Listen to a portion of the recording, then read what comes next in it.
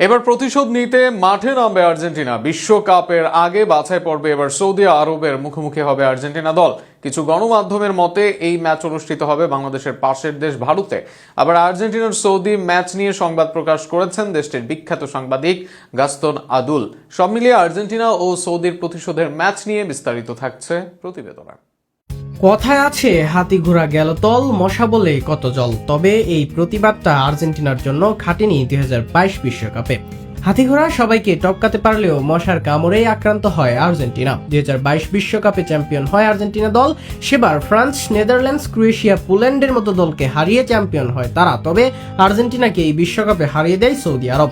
র্যাঙ্কিংয়ে 48 ধাপ পিছনে থাকা সৌদির কাছে শুরুর ম্যাচে হারে আর্জেন্টিনা, যে কারণে একদিকে যেমন হয় ট্রল, আরেকদিকে ভাঙে স্কালোনির অপরাজিত থাকার record.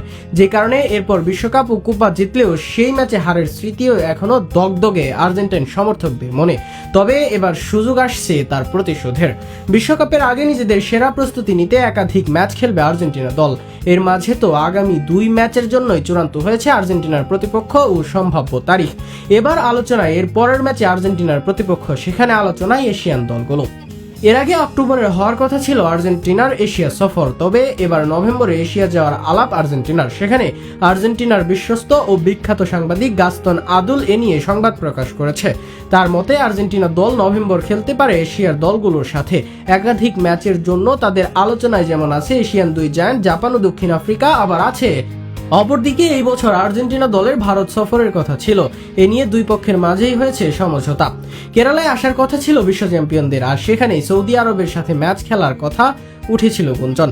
Sports star the week ইন্ডিয়ার সংবাদে এমনটাই জানা যায়। সেখানে তারা বলে মেসিদের ভারত সফরের ম্যাচ আয়োজনের চেষ্টা চলছে।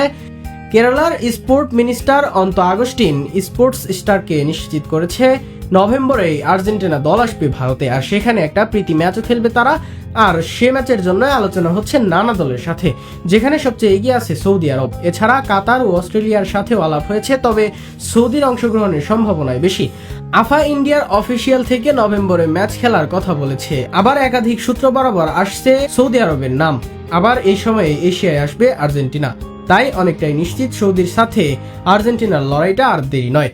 এবার প্রতিশোধ দেখতে মুখিয়ে থাকবে আলভিসিলেস্তা।